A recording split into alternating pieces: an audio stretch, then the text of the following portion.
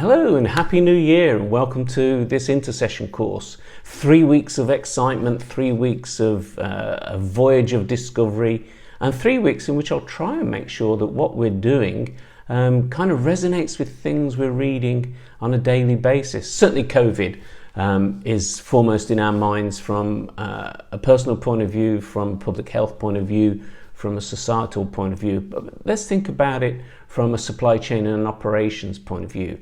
You know, what impact has it had on supply chains? You know, the toilet paper crisis, the drinking water crisis, the problem of vaccine production, distribution, certification, delivery to the point of use.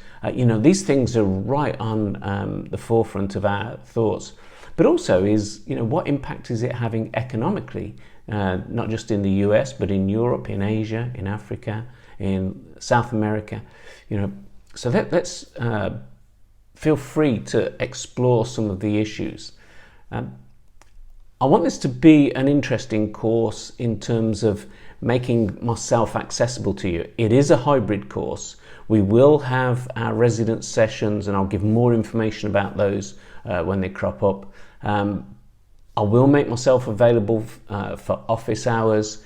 If you as a collective want me to run a 1 hour session early on in the course, please let me know and I'll try and arrange that. And of course it can be recorded as well. So if you can't make the time, you can at least watch catch up, as we call it. Key things, read the syllabus. I've tried to make sure everything is in the syllabus. What are the assessments? When are they due? Everything is available on Blackboard. That's your primary learning point of call. I've structured the course into 3 one-week learning modules, and I want you to work through those learning modules. I provided a good textbook, in my opinion. I think it's a very interesting textbook, very accessible textbook. I get good feedback from the students about the book and the materials. Other feedback I've had from previous student groups has been, you know, we like the videos, can we have more of those? It means we can watch and re-watch. So I've augmented the videos in the course now. Please be accessible, so I am accessible. If you've got any questions, don't hesitate to ask. I've allocated you to teams, you'll see that on Blackboard. Other points I want to make. Supply chains are everywhere. You'll hear me talk about this in some of the videos, but they are everywhere.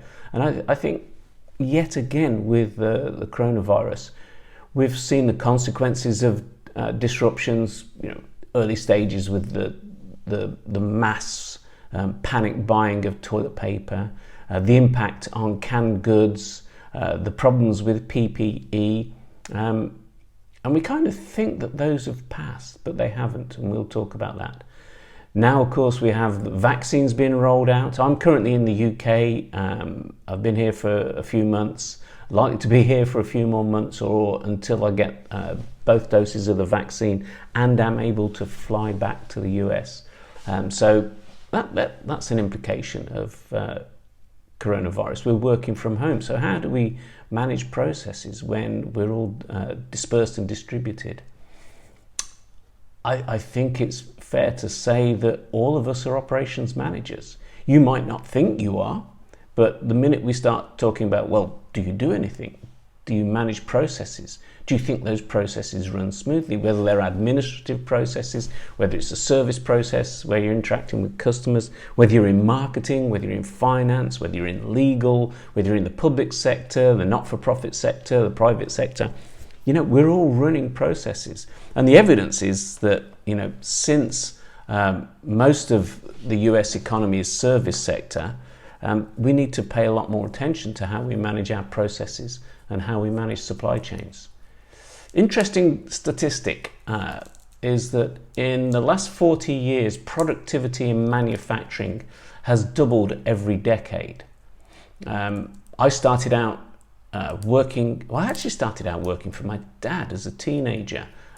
Because legally you can employ children when it's a family-run business. From about the age of 12, I used to help out my dad at the weekends, and he used to give me an allowance, and he used to pay me. And so that was quite good. As I got further into my teenage years, sometimes I was not the most dependable employee, so I stopped working for him for a while. But then when I left school, I started working for Jaguar Cars in the UK. My hometown is a city called Coventry, and that was the home base of Jaguar Cars. They were one of the big employers. So I started out there in the middle of August, straight after I got my examination results as an 18-year-old. And Jaguar said to me, "Would you like to go to university?" I don't know, was my answer, to be frank. Don't know whether I do. Well, we'll pay you to go to university. In other words, we'll pay you a weekly salary. Okay. And what do you want me to do? Well, study business, but study procurement, because we want to put you in procurement. We've never put anybody in procurement who's gone through university, and so we're trying 2 people out in the corporation. And Jaguar used to be part of something called British Leyland, which was a nationalised auto manufacturer. It included brands such as Daimler, Jaguar, Rover, Triumph, Austin, who else? Leyland trucks. We used to make trucks, we used to make buses, we used to make the Mini, we used to make a whole range of sports cars, whole range of saloon cars. All of them were pretty atrocious quality, by the way. Anyway, long story short, I did a 4-year university degree. British system's normally 3 years, but I worked for a good 60% of that 4 years in Jaguar and the other 40% in college. And then when I graduated, I went to work for an engineering company to run their procurement and supply. And that was an interesting period. This is in the early 1980s. Just starting to use computer numerically controlled machines, just starting to introduce computers for manufacturing resource planning and accounting. Very early days. It was still ticker tape programming. Worked for that company for 2 years, and then I worked in finance for a year, and then I started my own business, and for 10 years was in the retail business. I actually purchased my dad's business off him when he was 65, and spent 10 years growing that business. We bought another business. I sold my original business, moved into fresh produce, floristry, which is a great business to be in, by the way. A great example of where if you get it right, you can make a lot of money. If you get it marginally wrong, you can lose a lot of money. So process and supply, absolutely critical. Catering businesses, and a cafeteria, and a confectioner selling bread and cakes. And that was fun for 10 years. And then I did what you guys are doing. Came back to university, did a graduate degree in management science and operational research, or business analytics as it's now called. Wanted to be a consultant, but actually found that academic life was fun. Brought me to America for the first time. Landed in Omaha in Nebraska. Worked with the University of Nebraska at Lincoln on just in time. Graduated, got a job as an academic, did my doctorate part-time in 3 years on strategic innovation in supply chains. And so for the last 30 years, I've been an academic. I've done a lot of consulting. I've been an advisor to the UK government. I've been an advisor to a whole range of corporations as big as Mars Master Foods, right down to small businesses.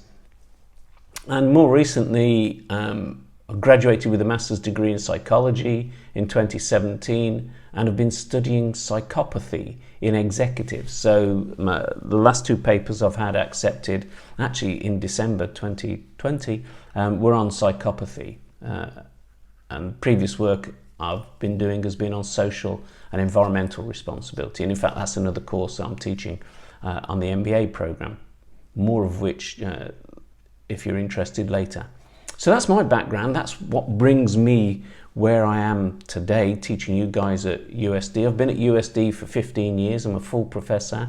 I started out running the Supply Chain Management Institute and the MS in Supply Chain Management, and was on faculty. And then I got tenure. So that made life a little bit more focused, thankfully.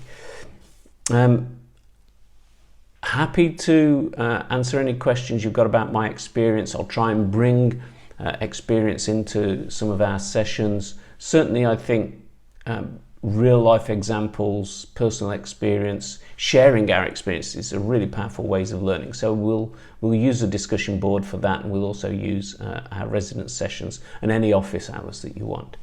But all I want to say finally is I hope you'll enjoy the class. I hope you'll find it interesting. I'm always here. Please reach out to me. The UK is 8 hours ahead of Pacific Standard Time, so if you're on the West Coast, be mindful of that. But you know, weekends are pretty free. I teach normal schedule for USD anyway, and I am a night owl, so if we want to have some late afternoon sessions or evening sessions, just let me know, but I can't mandate it. It's purely up to you guys. Anyway, enjoy, and we'll speak together, I'm sure, quite a few times.